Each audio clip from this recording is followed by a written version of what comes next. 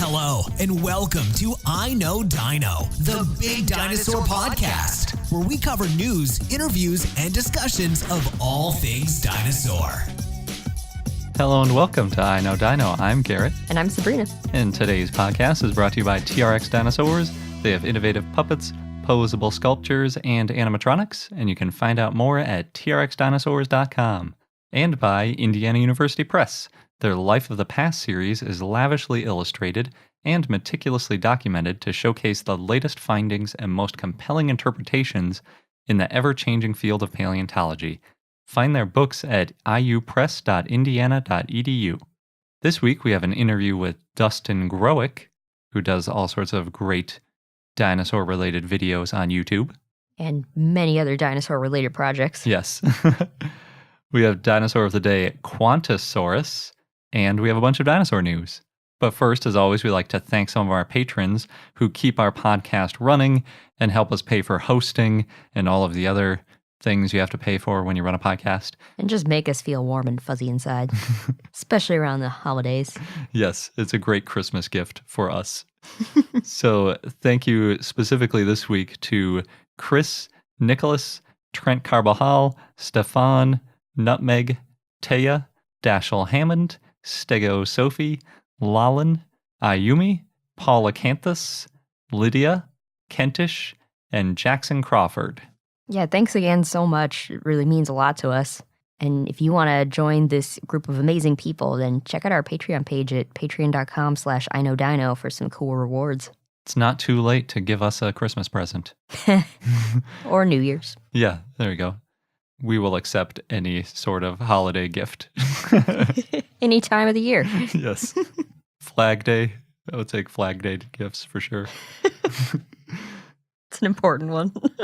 We also need to mention that we were just on the Pastime podcast.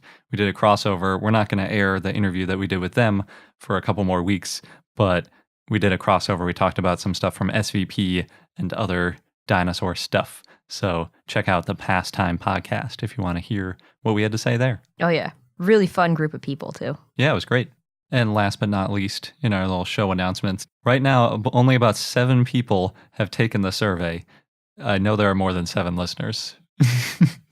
But because we make changes based on the survey results, if only 7 people answer the survey, we're going to do what those 7 people want us to do. So I'm sure those 7 people would be very happy because then they get a very large voice in what happens on the show. But if you want your voice heard, make sure you head to bit.ly/IKD survey 2018, and IKD is all capitals, survey is lowercase, 2018 is digits. But yeah, make sure you do that before the end of the year because we're going to make changes pretty early in the year, like talking early January, like January 3rd, starting to make changes. What's coming up? It is. So please tell us what you think, and we will make changes.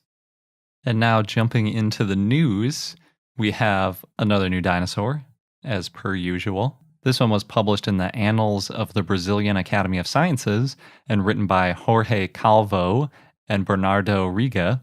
And it's a new titanosaur from Argentina. Nice. We're going old school. It's been a while since we had a titanosaur from Argentina. Mm-hmm. It used to be like every week there was a new titanosaur from Argentina, but we had a little break. This one's named Baalsaurus mansii, and Baalsaurus is after the dinosaur site where it was found. And additionally, Baal is the Phoenician god of fertility, which I think is why that area is named Baal.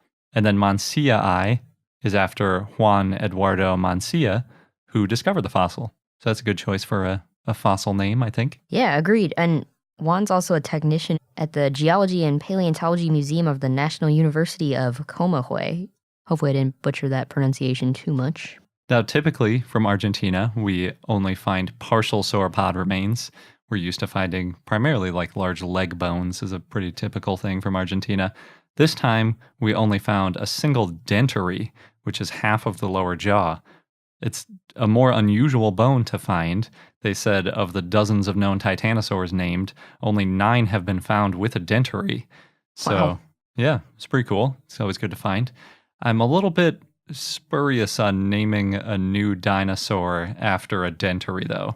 I was a little curious about that too when I read it, because it seems like it used to be more common to name new dinosaurs based on very few bones, and less so lately. Yeah. Yeah, especially because when you're naming a new species, you want to know that it's unique from other related species, which really means that you need to have some overlap in the bones so that you can compare them. And like we were saying, we've got tons of dinosaurs named from Argentina that are titanosaurs, and they're known from other parts of the body. So in North America, we only have Alamosaurus because most of the finds don't have overlapping material. So we can't be certain that they aren't the same genus. So to be conservative, we just say, well, they're all Alamosaurus, and maybe later on we'll find some bones that fit in the rest of the puzzle, and then we can tell that they're not all the same dinosaur. But it seems like they're taking a different tact, and they're like, well, its jaw is different than the other 9 jaws that we found, so we're going to name it a new species. I think it's pretty likely that it'll either get synonymized with another titanosaur later if we find more bones that fill in the gap and it lines up with a pre-existing named titanosaur, or I think it might just get invalidated because we won't be able to show that it's unique. I'm not sure. We'll see. But the details of the dentary are kind of interesting. It has 13 teeth, and it's L-shaped, they call it, which gives it kind of a rectangular snout. It's got, more of an angular kind of jaw. Like you can think of some of those dogs, like maybe a Schnauzer or something that has that kind of squared off mouth on it. Whereas, like some of the other snouts you might see like on a bird, it's very pointy. They said there's also a lot of U-shaped snouts, which I guess that might be more like a crocodile or something, where it's kind of more, rounded in the front. Because the dentary is really just half of the jaw, and so since they only found one dentary, it's just that one sort of hockey stick shaped part of the jaw on the bottom. The dentary is pretty similar to Bonitosaura that we've talked about before, and because of that, they just used the Bonitosaura skull to scale this dentary up and figured that, it's probably about a 40 centimeter long skull if they had found the whole skull, which would only be 1.4 inches too. It's pretty small for such a huge dinosaur, although I guess we don't really know exactly how large the dinosaur was since all we have is the dentary. True, but if it's being classified as a titanosaur, you would think it is larger. Yeah, although I guess a lot of times they do have kind of small heads, relatively speaking. True. If you're interested in seeing this, I don't think it's on public display, but it is housed at the Geology and Paleontology Museum of the National University of Comohue Museum. And up next is a paper by Zixiao Yang and others, and it was published in Nature, Ecology, and Evolution. And thanks to Steve for emailing it to us. It's kind of a pterosaur aside. We usually try to stick specifically to dinosaurs because there are so many other Mesozoic creatures that we haven't really gone through all the dinosaur stuff yet. Right, but this one could be related to dinosaurs. Yeah, very much so. So the article starts, pterosaurs were the first vertebrates to achieve true flapping flight. So obviously, the other animal that achieved flapping flight in the Mesozoic was dinosaurs. But unfortunately for pterosaur researchers, they went extinct at the end of the Mesozoic, whereas obviously we have birds. So for birds, we can kind of look at modern birds and we can figure out a lot of details about how different bones might have been structured, what kind of muscles they might have had, and things like that. Whereas pterosaur researchers are kind of missing a lot of this information. And one of the things that they're missing is feathers. So we have modern bird feathers that we can kind of compare back and try to trace the evolution into dinosaurs. But for pterosaurs, we have a lot more unknowns about the feathers. And it's kind of important because one of the biggest questions about feathers is when exactly they evolved. We know that modern birds are the only thing that still have feathers, but there are all these other archosaur lineages, like pterosaurs, that may have had feathers. So the question is, did just dinosaurs evolve feathers? Did they evolve just within a specific branch of dinosaurs, like theropods? And then maybe separately with things like, certain ceratopsians or something? Or did they evolve way back in the early days of the Triassic with some other archosaur, and then that same feather evolution was passed on to both dinosaurs and pterosaurs? Because we have found pterosaurs in the past with some sorts of proto-feathers, so we know that they at least had some kind of feather.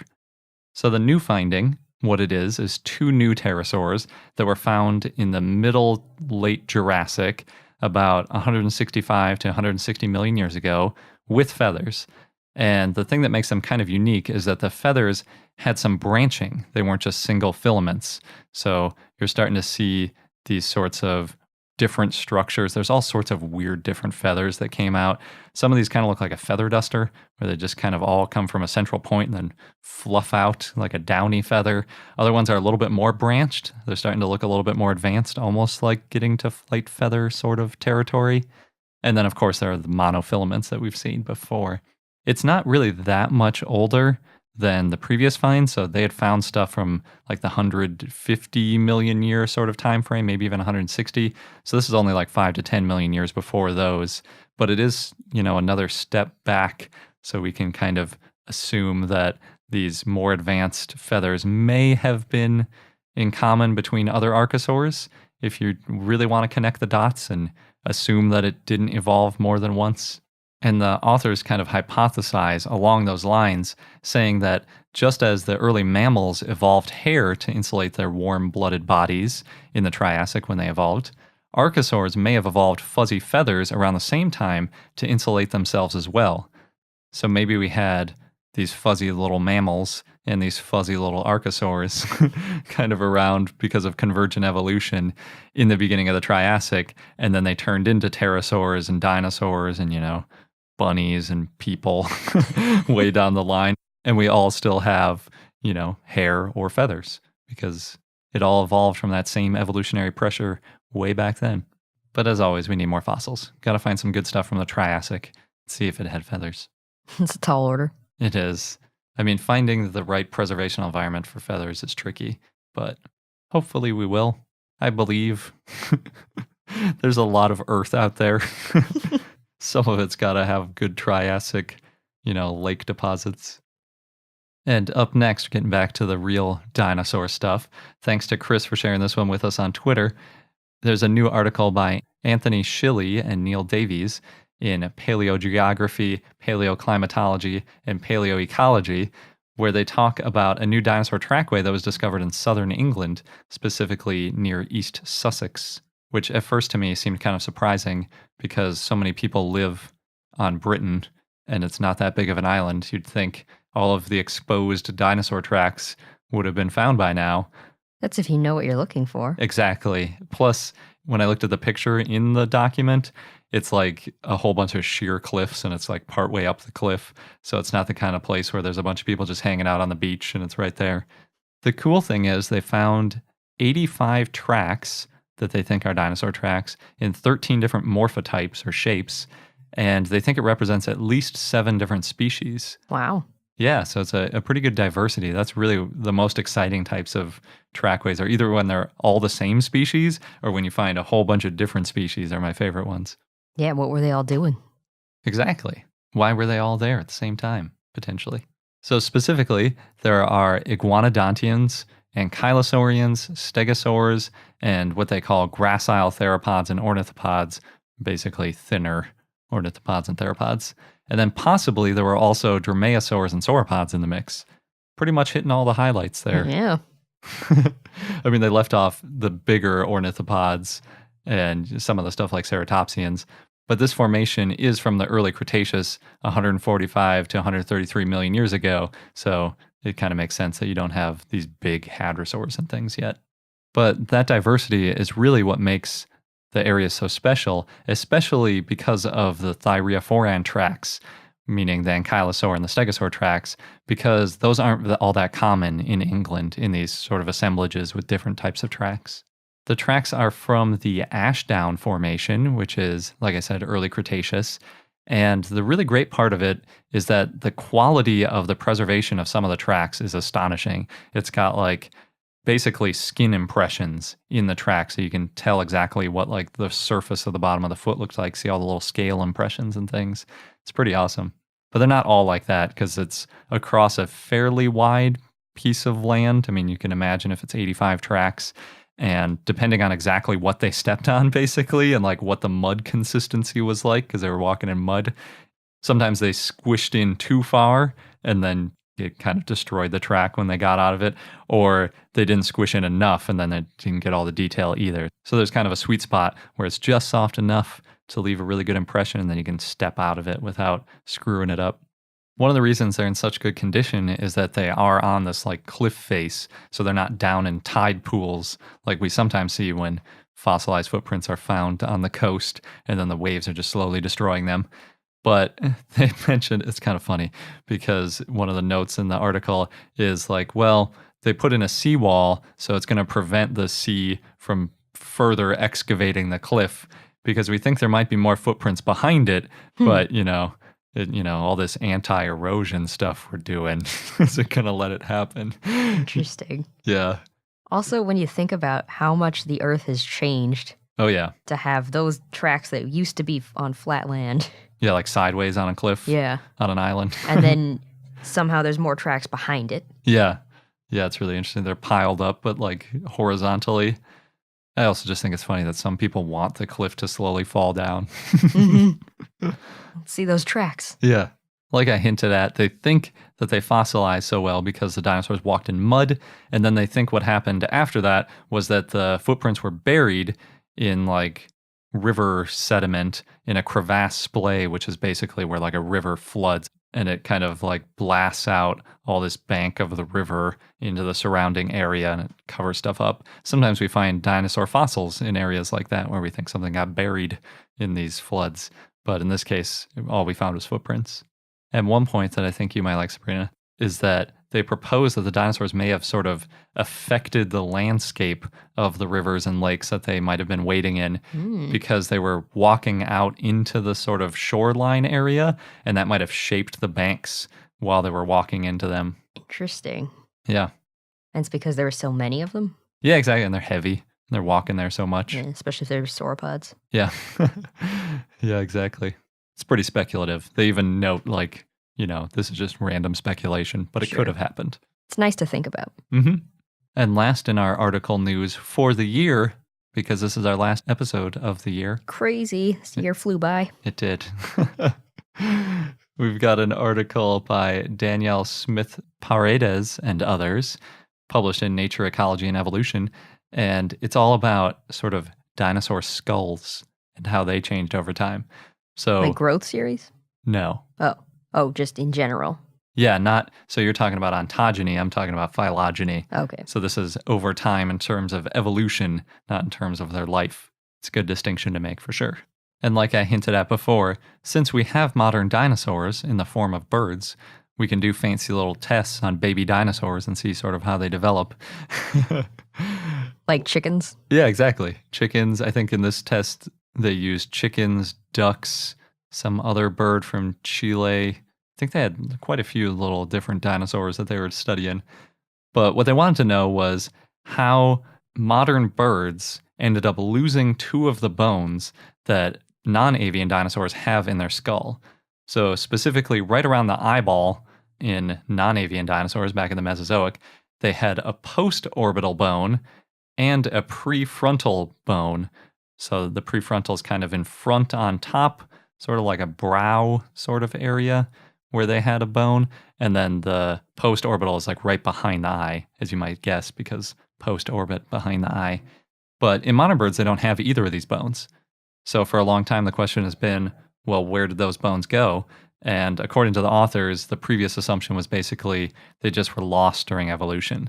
So kind of like, you see a T-Rex and it's only got two fingers. You just figure like, oh, well, the other fingers sort of went away over time. But the other possibility is that the bones fused and it kind of gets incorporated into the other bones as the bird grows ontogenetically.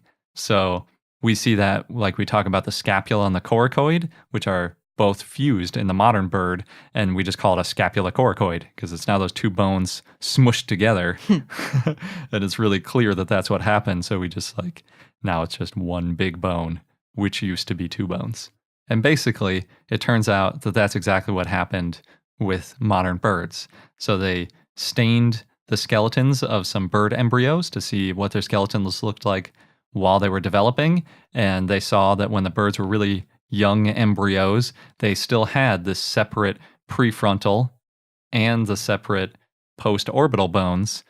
And then as they got a little bit older, those fused into the surrounding bones. So now all of a sudden they have 2 less bones. So if we had known about this before, since the post-orbital fuses to the frontal, maybe we'd be calling it like a post-orbital frontal, kind of like they do with the scapulocoracoid, because, they are separate bones at one point and then they get fused together. So now the frontal basically goes right to the edge of the eye on the backside there, because there is no more post-orbital kind of in between them. And then the prefrontal bone fuses to the nasal during the development, so that by the time the bird is born, the nasal just looks a little bit larger than it would in a different dinosaur where that hadn't fused. And if you're wondering, the nasal bone is the bone that connects the top of the head, right where the frontal is, all the way down to the premaxilla, which is near the tip of the beak.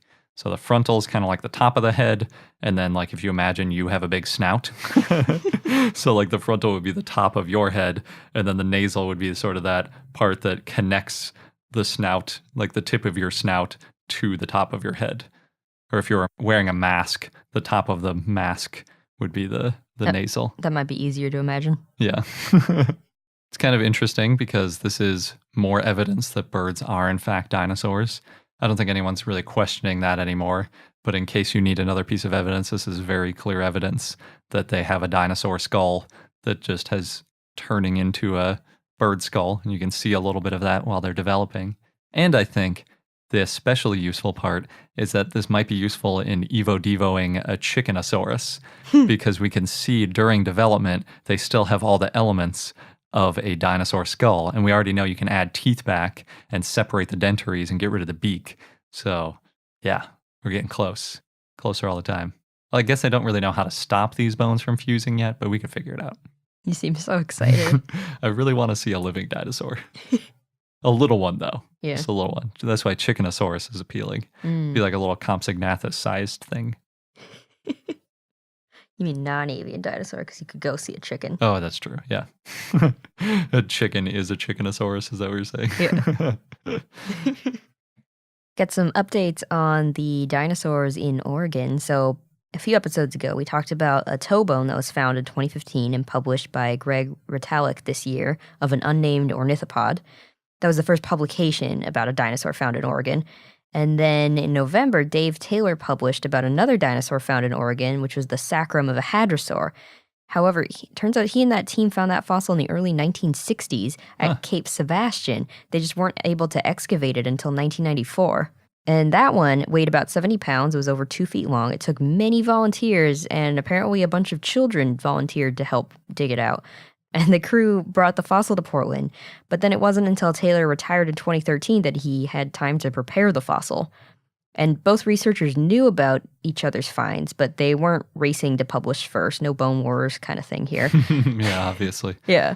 So now the toe bone is on display at the Museum of Natural and Cultural History at the University of Oregon, and there's plans to display the hadrosaur sacrum somewhere in Portland early next year. I saw somewhere that they weren't sure that it was definitely a hadrosaur yet, and that it might have been some marine animal. That was before he published. Oh, okay, it was? All Yeah. right. Yeah, I think that was in the paper where he was naming the toe bone. He was like, there might be this hadrosaurus sacrum, but it could be something else. Yeah, that was the only reference they had because it was unpublished, so until Gotcha. it was formally described, which it now is. Cool. The hadrosaurus sacrum is probably a lot more exciting looking than the toe bone. The toe bone literally just looks like a rock. I saw like a rotating 3D image of it, and you're like, yeah, that's a really worn down rock. It's surprising they could even figure out that it was from an ornithopod. Yeah. And that's as specific as they can get because it's pretty damaged. But still cool because the odds of finding dinosaur fossils in Oregon. Oh, for sure. Yeah, I think they were both off the coast, Mhm. like in marine settings, so you wouldn't expect them to be like immaculate. Mm-hmm. BBC published a story on how a shepherd found one of South Africa's largest dinosaur bone beds. Dumangwe Thiobeka was visiting his family's burial place in Eastern Cape Province, and he saw a really large bone. And one of the locals in the area, James Ralane, said that it was a dinosaur bone. And so they brought the bone to a third person, Themba Jikachika, who is a geography teacher at a nearby school. And the three of them that got paleontologists from Wits University to confirm that, yes, this is a dinosaur bone. So the university, they worked with other universities to start excavating the site earlier this year, and they think that there's at least 12 dinosaur species and hundreds of fossils at the site from the Jurassic era. Wow, that's super cool. Yeah. And now the 3 original people who were involved hope that the site can become a UNESCO heritage site to attract researchers and tourists and help boost the local economy. Cool. Yeah. In another part of the world, the Canadian Museum of Nature posted about their work on preparing a large Triceratops skull, and they've been working on the backside of the frill for more than 5 months now. They found fossilized skin, and they still need to prepare the rest of the skull to find out more details. Wow. But that's pretty cool, and that could totally change the way we think Triceratops looked. That's what they were saying. Yeah, because there have been questions about, like, was it covered in keratin or, what was on the frill? Mhm. So it's good to get some information about that. Brian Switek published an interesting article on Smithsonian about how the asteroid impact was only a part of the story of the KPG extinction, which, yeah, we've talked about that before. So there's researchers who are looking at, quote, the broader patterns of life at the time, end quote, instead of just the moment of impact. There were a lot of things happening at the time. So, for example, quote, sea levels were dropping, the climate was trending toward a cooler world, and a part of prehistoric India called the Deccan Traps was bubbling with intense volcanic activity, end quote. So, to understand the impact of the asteroid, Paul Barrett from the Natural History Museum in London said that we need to know the rates of extinction before the event. And he said, quote, this would make the difference between the cataclysmic events at Chicxulub being either the primary cause of the extinction or merely the coup de grace that finished off an ecosystem whose resilience had been gradually worn away, end quote. Which makes sense, and that's a question we've heard a few times come up. It would also be good to know how the different ecosystems around the world handled the impact. So what was going on there before and after, some places where there are more frequent fires, or how did the dying out of one animal affect things? For example, Triceratops was a major food source and also helped to disperse seeds. So what happened when it went away? Those plants, they would have suffered. Other plants that they may have trampled may have done better. Yeah, and if it's like you're in bad conditions, maybe something else couldn't just step in and take its place. Mm-hmm. And it's also interesting to look at what survived and why, because, a lot of the small animals that could eat a variety of foods did make it, but not all of them. Yeah, a ton of stuff went extinct all over the place. It wasn't just that simple. The difficult thing, though, is it's so hard to get that kind of resolution to see, like, the order that things went extinct, because in geological time, you're usually talking like millions of years, and all this extinction is like more on the thousands of years sort of time scale. So it's a couple orders of magnitude more granular than we can get right now. Yeah. Well, also, if you wanted, like what they were saying, look at the local ecosystems of various places, and you have to, in some of these places, probably get lucky.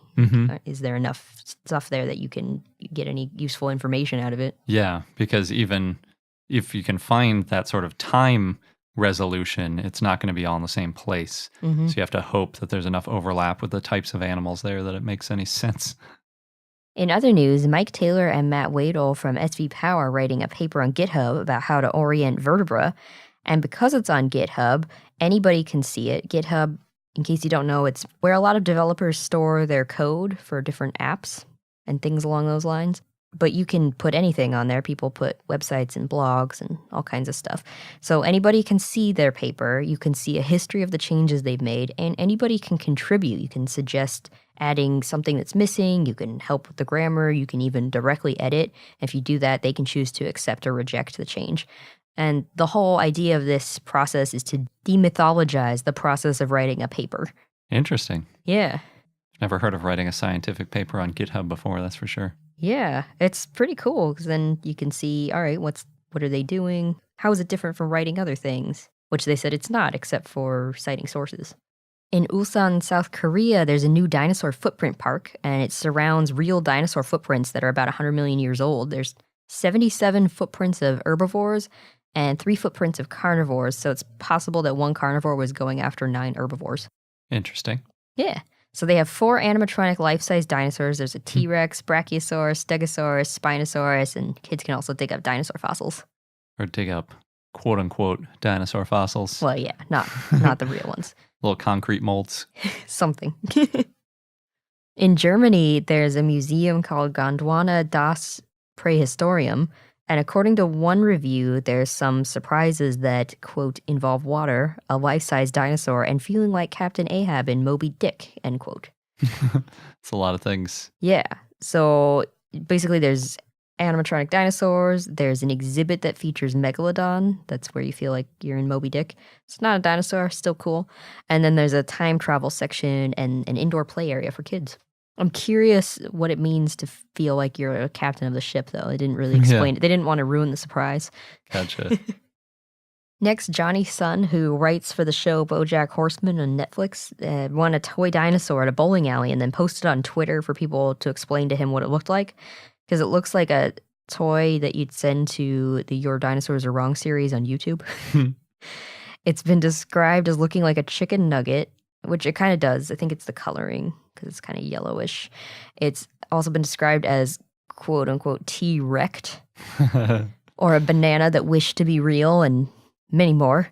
The one person pointed out that it's a replica of a painting of Megalosaurus, which was made by Niev Parker around 1960. And when I saw the painting, it made total sense because it's how we used to think Megalosaurus looked. Like, is it like Crystal Palace dinosaurs? Yeah, sorta? kind of bear-like. Oh, yeah. With like 4 legs, quadrupedal. Yeah, very strange head. Yeah. Yeah, bear-like head. That's a good description of it, actually. Like a really big, weird bear. Yeah. And that is exactly what this toy looks like, except it's got the coloring of a chicken nugget. Interesting. And red eyes. As you do. Some birds have red eyes. Who knows? Could be. Yeah.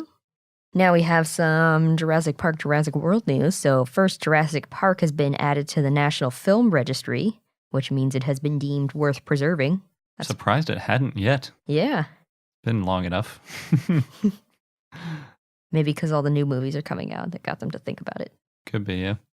The game Jurassic World Evolution has a new update. There's 3 new dinosaurs you can have in your park: Iguanodon, Dreadnoughtus, and Carcharodontosaurus. So if anyone's playing that game, you can get those dinosaurs. Cool. I might have to pick it up again and play it. Get some new dinos. Yeah. I didn't realize Iguanodon was missing. That's kind of weird. Yeah. But I like how they added Dreadnoughtus. Mm-hmm. Carcharodontosaurus is a cool one, too. Mm-hmm. Because the only huge meat eater, I think... Oh, I guess there were 2, because I think there was Spinosaurus and T-Rex. Yeah, that makes sense. Carcharodontosaurus is definitely up there, though. They might have had Giganotosaurus. I don't remember. Got to play it some more, clearly. Apparently.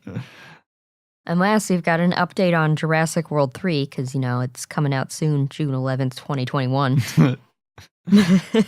Colin Trevorrow talked about his plans for the film. He's co-writing it. He doesn't plan on having dinosaurs ravage cities. He said, quote, "They can't organize. The world I get excited about is the one where it's possible that a dinosaur might run out in front of your car on a foggy back road or invade your campground looking for food," end quote. And he said that he's watching a lot of Planet Earth for ideas, and also that this film will wrap up the whole franchise. Interesting. Mm-hmm. Well, that's what he wants. We'll see. Right, if it's really popular, maybe in So it gets rebooted in another 20 5 years. Yeah. Well, yeah, maybe 5. It's okay by us. Yeah, that's interesting. Making it more like an invasive species rather than like a superpower organized civilization like Planet of the Apes style. Yeah. Or even The Lost World with the T-Rex attacking San Diego. Although that was a great scene. I really enjoyed that. Yeah. But it's good. They're trying something different. Yeah. And before we get into our interview with Dustin, we want to quickly thank our sponsor, TRX Dinosaurs, makers of innovative puppets, posable sculptures, and animatronics. And recently successful on Kickstarter. Oh, yeah. Yeah, they got funded, thanks in no small part to some of you listeners. So the baby T-Rexes are going out soon. Yeah, some of them even before Christmas, which is pretty impressive that they're managing to get them out that rapidly. I know. And they've already posted pictures on their Instagram at TRX Dinosaurs, and I'm loving the colors. Yeah, it's like a little rainbow of T-Rex babies. It's pretty cute. And if you check it out, you should guess which one is ours, because we kind of hinted at which colors we wanted. Yeah, something happy. Yep. But they don't only make baby T-Rex puppets. They will make anything that you want if you fill out the form on their website and tell them what you want, because they make everything custom to order. Their most popular things are definitely theropods. They've made a lot of dromaeosaurs like Velociraptor, Utah Raptor, Dakota raptor. Yeah, but they've also posted pictures of works in progress of a sauropod. Oh, yeah. Yeah, maybe once the Kickstarter's over, we'll see some new updates on the sauropod. That'd be great. You could get your own sauropod too, because you can always make a baby-sized one, just like these baby T-Rex. Yeah. And then they'll fit in your home. Or if you have the room, you can get a full-size one. Oh, wow. Really, it's just up to how much space you have. I suppose, yeah, it wouldn't necessarily have to be a full-size like Argentinosaurus. No. You could get like a full-size Lufungosaurus or something. Maybe you could curl that up in a living room or something. Yep. Sauropodomorphs, at least. I guess you could get a baby one too. Yeah, babies are really where it's at if you're talking about, home. But all of their dinosaurs are museum quality. So if you're in the market for something for a larger space, definitely check them out too, especially because they can customize movements using animatronics. So you could definitely get some interesting stuff in your museum. So if you want to order your own dinosaur puppet or sculpture, head over to trxdinosaurs.com and fill out their form. And now we're going to go on to our interview with Dustin, but in case you're a patron, you might want to listen to the extended version in the premium feed. Bonus material. Yay. We're here with Dustin Growick, who is an amazing SciComm guy, and he does tours at the American Museum of Natural History in New York through Museum Hack, where he's the senior creative consultant, and he's the host of Versus, Caveat's live science debate show, the host of the popular YouTube channel, The Dinosaur Show with Dustin Growick, and the author of a couple books, including Utterly Amazing Dinosaurs and Dinosaur A to Z. That makes you sound very busy. You do. Are you less busy than you sound? Actually, no. Sounds about right when you think about it. Well, thanks for chatting with us today, considering all the things you're doing. Oh, no worries. I'm excited. I mean, there's nothing more fun to talk about than dinosaurs, especially with other dinosaur nerds. So. Yes. That is accurate. Well, how did you first get into dinosaurs and the whole SciComm thing? So I've always worked in museums, and science centers, and I like dinosaurs as much as anyone else as a kid. And then I kind of rekindled that love when I worked at the American Museum of Natural History, probably about 9 years ago at this point. Because honestly, like dinosaurs are the easiest way to get kids. Like I always call dinosaurs a gateway drug to science, right? 'Cause everyone loves them; they're universally revered, and you don't have to get people. Like it's an easy inroads to start talking about life and biology and evolution and our planet in general. That and they're big and crazy looking. So what's not to love? Very true. So your YouTube channel, The Dinosaur Show, how'd that get going? I've always wanted to do something on video, and so I started that mostly because I wanted to demonstrate value as like a science educator or science communication host for some sort of platform. And dinosaurs were my favorite thing to talk about, and they're the thing I probably know the most about. So it was an easy way to start, like putting myself out there and trying a different medium. Because I do my main medium is in museums, whether it's tours or educational programs. But I wanted to try something that was like really mine that I wrote and planned out. And honestly, with the idea of seeing where it could go, whether I could take that actual concept and maybe get it sponsored or something either, or keep on making more videos, or again, simply kind of demonstrating and practicing as a science communicator that might lead to other different types of gigs. So it's fun, and anyone who like makes a thing themselves and cuts and edits it and writes it and all that jazz knows how much longer it takes than anyone would imagine. So I don't make as many videos as I would like, just because I also have a full-time job and other stuff, but I still love it. In fact, there will be a new video coming out in the next month in which I race a Tyrannosaurus Rex. Fun. I'm just going to leave it at that as a little bit of a teaser. Cool. You briefly just now mentioned sort of the Museum Hack project that you're involved with. Could you tell us a little bit about that? Sure. So about almost 5 years ago at this point, I was working at the New York Hall of Science, and I went to here in New York City, there's a group called NYCMR. It's New York City Museum Educators Roundtable. We love our acronyms. And so I went to some of these meetings. I was meeting other museum educators throughout the city, and I met this woman that had started working with a guy who started a thing called Museum Hack. I'd never heard about it. I guess they'd only been doing it for a couple of months. And what it was this woman and the guy who started it were leading what they called renegade tours at the Metropolitan Museum Club. There were tours where it was basically like, here, give me an hour on a Friday night because the Mets open late. So give me an hour. I'm going to show you 5 things I love, 3 things I want to steal, bring a flask. Right. So it was definitely a different type of tour, and it was couched and aimed specifically at primarily millennials, right? The 20 to 40-year-old demographic, and especially people who don't really think of museums as a place for them or a place that they would normally go. Mm-hmm. And they started doing this different type of tour that definitely was geared towards a different group of people that maybe the museum wasn't really hitting so well. Like, it's no secret museums do great work for school groups and for families and for slightly older demographics that are bought into what we think of as like a traditional, I'm throwing up air quotes, traditional museum experience. And so the idea of this was like, let's try to get a whole new group of people to come and experience these amazing places. And so I went on the tour with them at the Met, and I was like, this is amazing. I love it. How come you're not doing this thing across the park at the American Museum of Natural History? Mm-hmm. It was my baby. And they're like, well, we thought about maybe at some point doing that. And I was like, you know what? I want to make that happen. Because before the Hall of Science, I'd worked at AMNH for 2 years as an educator. And I was like, you know what? I want to make this happen. So I designed I don't even call it a tour. I called it a 2-hour museum adventure at the American Museum of Natural History, with the idea being that, like, if I had 2 hours with a group of friends here, what could I show them that would blow their mind, teach them some stuff, and get them leaving, loving this place almost as much as I do?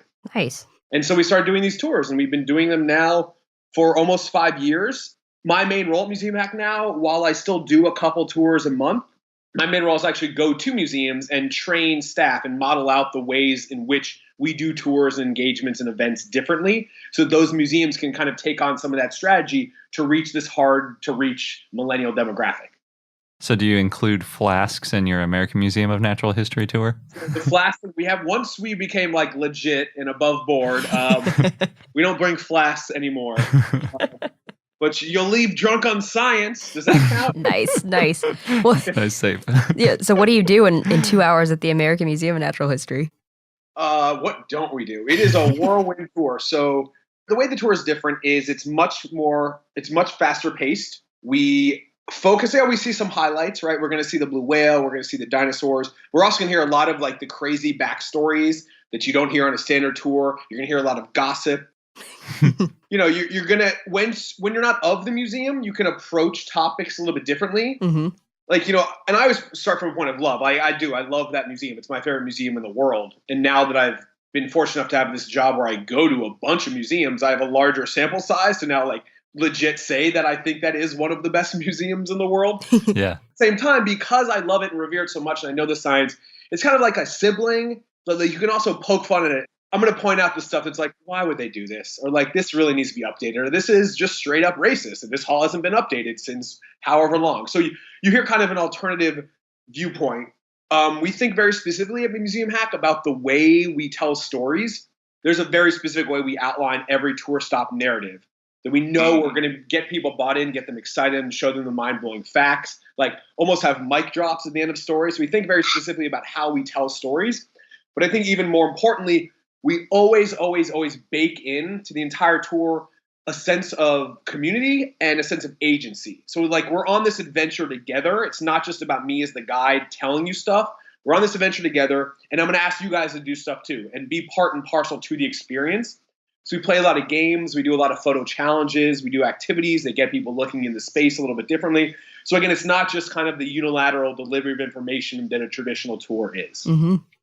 Do you have to plan for it? Because sometimes they'll have temporary exhibits in different museums. Do you have to change your format a little bit for those? We generally don't on our tours go into temporary exhibits because there's an extra surcharge that goes in there. A lot of museums have policies that third-party tour groups like ourselves are just not allowed to go into temporary exhibits. So we stay in the public exhibits. Is it so? You mentioned like the policies. Is anybody just allowed to like create a museum tour and just take people in like the way you guys do, or do you have to like do some kind of, work something out with the museum to be allowed to do it? So we've always been in the camp of asking for forgiveness rather than permission. No, but so these two major museums in New York that we work out of, they're public museums, right? Our tax dollars as New York State residents pay for them. And so they have open lecture policies. Like there are tons of third-party groups that do tours and birthday parties and scavenger hunts and stuff. So we're not the only ones that do that. we do go through group services now to buy our tickets in bulk because that helps them track how many people are coming in. We get a slight discount as well. But at the end of the day, our whole goal is to get new people to come to the museum and get them to love the place, like full stop, right? And so in addition to that, like if you just to walk to this museum, go into this museum, it suggests a donation at the Museum of Natural History. So you can pay $1, right? But built into your Museum Hack tour ticket price is the full suggested donation. So we're making the museum money, we're getting new people to come, and we're getting them to love the place. So at the end of the day, I mean, at first people are a little wary, but then once they understand who we are and what we're about, like we're all on the same page and all on the same team here. Yeah. It's a win-win-win. Yeah. Cool. Do you have a favorite dinosaur specimen? Favorite at AMNH or in general?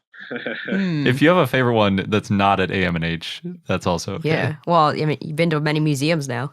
And we'll stick with the AMNH training. I think the T-Rex at AMNH is pretty great. I know Sue at the Field Museum gets most of the fanfare when it comes to T-Rexes, which I get. It's the most complete T-Rex ever found. But let's see, my favorite at AMNH, you know what? Can I make it a tie? Sure. The Parasaurolophus, just because that's one of my favorite dinosaurs, so crazy looking. But one that I think gets under-heralded is the Styracosaurus. Oh, yeah. Yeah, I mean, it's relative, you guys probably know, it's relative of Triceratops, but it has like a way more crazy, like hair metal band skull everywhere. Yeah. So that one's pretty awesome too. I haven't heard it described like that, but I like it. Yeah. I just made that up. I haven't heard it described that way either. It's kind of like a Statue of Liberty crown or something too. Yeah, that's a good point. I like that. Yeah. They should make it, they're in New York. They should do some kind of like art of like a Statue of Liberty and Styracosaurus combo. Styracosaurus of Liberty. It almost works. Almost. It does, yeah. So I have to ask about the Versus show. And caveat, when I did a little bit digging, it said it's New York City's speakeasy bar for intelligent nightlife. What does that mean? I mean, basically what it sounds like. It's a basement bar on the Lower East Side. It was founded and opened by a man named Ben Lilly, who used to run Story Collider. And it's in an awesome space. Like there aren't many spaces, I think, outside of museums specifically that are geared specifically towards, for lack of a better phrase, like woke shows. There's a lot of different types of shows. Many couched on storytelling. Most of them have to do with like science communication. We talk a lot about like progressive social issues. But it's a bar that does a bunch of very cool, like smart, nerdy stuff. I don't think it happens as much or as well within museums. Like I know a lot of museums, they do a lot of like evening events or they do different types of talks and stuff. But this is a little bit different in that it's more intimate. And I think because it's not of the museum, they have a larger breadth of what, not only like the tone and the voices they can take, but the actual content that they talk about. My colleague, Zach Martellucci, and I basically we argue about everything all the time. And we knew Ben was opening the space. And we're like, well, what if we actually made a show where we argued different scientific things that we like would generally do in real life anyway? Mm-hmm. Because this really stemmed from a debate or kind of a would you rather that we would always ask people. And that is like, if you had unlimited resources to direct any way you want, would you rather put them to the exploration of outer space or the exploration of our oceans? So like that oceans versus space question was kind of the genesis for this. And so for every versus, we have two things pitted against each other. Some make sense, like microscopes versus telescopes, or we're about to do migration versus hibernation in December. Mm-hmm. And some are more non sequiturs, like dinosaurs versus paintings. What? Right? Yeah, exactly. The idea is simply like, which thing is more bad? Who sold their side as more awesome that night? So it's not really about like crapping on the other side as much as talking about why your topic is amazing. So Zach and I are like the scientific hype men, basically. And then we have actual experts that we get to come and talk about their side. We have a referee / MC. So it feels kind of like WrestleMania-like. And we try to keep the energy high. We try to make it a little bit ridiculous. I think that we kind of take the same ethos as our Museum Hack tours in that we put the entertainment and the engagement first as a means to actually get to content and education rather than assuming people care about the content or here strictly to learn. We want to make sure everyone's like engaged and having a great time, and then the learning is going to come from that. Cool. And so we've done it for just a little bit over a year, and it's been a ton of fun, and I've learned a ton, and I've met some amazing people, scientists, science communicators from all walks of life and all different levels and areas of expertise. Nice. So did they win by like a vote of applause at the end or something? Oh, it's better than vote of applause. So when you enter, you have your ticket, you go through the door, and you are given a poker chip. And at the end of the show, our referee Meg comes around with two different like big cups, basically, one for each side, and you vote with your chip. And then we have a scale, like a fourth grade science balance scale on stage, and we pour them in at the same time. And then you see which team wins, and then whoever wins, the expert gets to wear a WWE championship belt. Nice. That sounds amazing. The dinosaurs in paintings, did that one really happen? Yeah, no, that absolutely happened. It was like, at first, like, that sounds weird. Why would you ever compare those? And then, like, there was an argument to be made on either side about which one was most bad. And I think that's the most important part. Like, the topic has to be immediately pretty polarizing. If I ask 10 people and 8 say one side, I'm like, all right, this topic isn't good. But it's got to be like 4 to 6, 5 to 5. So once we pick a series of topics, then we start using our networks of people we know in museums and on science Twitter to start reaching out to see like who wants to come and nerd out about this with us. Did dinosaurs win or did the art win? You bet your dinosaurs. But it wasn't immediately obvious who would be the winner. No, it was pretty close. Yeah. Wow. That's good. I'm glad dinosaurs won. Although I really like paintings of dinosaurs, so I don't know which category that would go in. I guess that would be a painting. Oh yeah, that came up too. Charles Knight was not there for the voting. So you've also authored a couple books. That is true. It's crazy. It's weird to hear it still because like 7-year-old. If you told like 7-year-old me like, hey, you're gonna write a couple books on dinosaurs one day, that kid his brain would have exploded probably. I don't know. But yeah, I was approached by DK, who apparently found me through Instagram because I have a relatively large following, more so than the YouTube channel actually. Like I'm Dinosaur Whisperer on Instagram, and they were looking for someone to work with them to make a couple kind of fun, different types of kids books on dinosaurs. And based on the Instagram and based on like the way that we communicate in our tours, it's like kind of quick and pithy and it's exciting and you don't need a certain level of expertise to get into the conversation. We worked together to flesh out a couple different books, which were a ton of fun to make because it wasn't even on my radar that I would write a book or be part of the process. So it was fun learning process on how that all works. It definitely wasn't like I had like a book written and I went to them and I was like, will you publish this, please? It was more like, it was a very collaborative thing that we worked together to create a thing out of scratch. Oh, wow. Which was cool. I was wondering, for the dinosaurs A to Z, the description, it says it's more than 150 dinosaurs and prehistoric animals, but like, how do you choose what to include and what's the cutoff?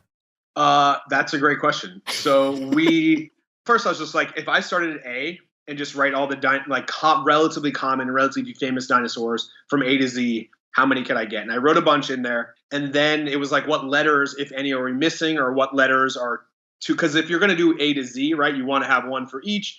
You don't want to have like 100 that start with S. We tried to make it at least, it wasn't too top heavy with carnivores or herbivores. It wasn't too top heavy with theropods or sauropods or ceratopsians. So it was really, once we had like a list, I think originally of closer to 200, it was like slowly just winnowing that down. So ones that were famous and cool and honestly that had good illustrations that we could find. Mm-hmm. Yeah, but also that were kind of representative across different genera of dinosaurs. Gotcha. Yeah, because when I was thinking that, I'd be like, okay, you've got like a Potosaurus, then Brontosaurus, then Camarasaurus. Uh-oh. I'm going down a road. This is a fun challenge. Can we try it? Diplodocus. Euplocephalus. Ah, nice. Yeah. There's one that's like Fujiraptor. Is that one? Am I crazy? Oh, there's Fukuiraptor. Yeah, that's the one I'm thinking of. Thank you. Yeah. Yeah. What about Oh, there's Gojirasaurus. Yeah. Mm-hmm. What about H guys? Hylaeosaurus. There you go. There you Then Iguanodon. Hypsilophodons. Oh crap, J. Juratyrant, I want to say. Oh, yeah. Juratyrant. That counts. K. Kentrosaurus. Yeah. L. Lambeosaurus. M. Myosaurus. Yeah. and Nigerosaurus, Oviraptor. Tyrannosaurus, OP, Patagotitan, there's a new one. Oh, Oh yeah. yeah, or Parasaurolophus. Q. Quantosaurus. Quetzalcoatlus is not a dinosaur, but Nah. close. That's fair because they weren't all dinosaurs, right? I wanted to include other things as well. Oh, To true. kind of, I mean, I think this is actually kind of important when you talk about dinosaurs to list other animals that are around at the time. Just like today, it would be very disingenuous to be like everything's a mammal. Right? Yeah. I mean, that's not an accurate representation of the environment. So it's cool to learn about like other things that are alive at the time. Yeah. Definitely. Our Rapetosaurus or Rahasaurus. Oh, yeah. QRS, Supersaurus, T, Tyrannosaurus, U. Utah Raptor? There you go. Thank you, Utah. Or all V, the other Utahs. Anodon, which I just learned about. I don't know what Y is, but Z is Zool, so we got close. There we Y go. could be E. Oh, yeah, Ichi. Oh, yeah. There's There you go. definitely an X. I just can't think Oh, of it right sure. now. Yes. It's something out of China for sure. Guys, if only there were a book. Could solve our problem. Yeah, so basically that was the process I went through, like what we just did. That's pretty fun. Yeah. Yeah. So, are you working on any future upcoming projects that you can talk about? Well, you got the video coming out. Yeah, so there's two things. So I'm a runner. I run a lot, and in the Jurassic Park movies, you're always being chased by T-Rex, and like there's been a lot of debate about how fast a T-Rex can actually run. And so my first thought was like, wait, could I outrun a T-Rex? And so the idea behind this video is let's look at the most current biomedical research that estimates what their top speed was. Then figure out, well, how long is this race going to be? And of course, then I'm just going to use the iconic Jeep chase scene from the original, right? Mm-hmm. And so, long story short, in order for me to beat a T-Rex in a race, I would have to run like one length of a track, like a standard racetrack, 400 meters, in less than 60 seconds, Oh, which is doable but not easy. And I'm not going to say anything more. You'll have to see what happens in the video. No spoilers. No spoilers. I will say we're split screening. It's not like I raced a person in a T-Rex outfit. We're split screening me running on the track with that actual scene Mm, in real time. So you'll see. We'll see what happens. that's cool. good. Yeah, that's fun. The other thing I'm working on right now is another book with my colleague I mentioned, Zach Martellucci, and another friend who is a stand-up comedian, actually. And we're writing a book about a rock, not the country, but an actual rock. A particular one? Its name is tentatively Gina, Okay. and Gina is a geode. Ooh. But no one knows that. Just spoiler alert. No one knows that. Well, that's probably going to be the name of the book, so maybe that's not a spoiler alert.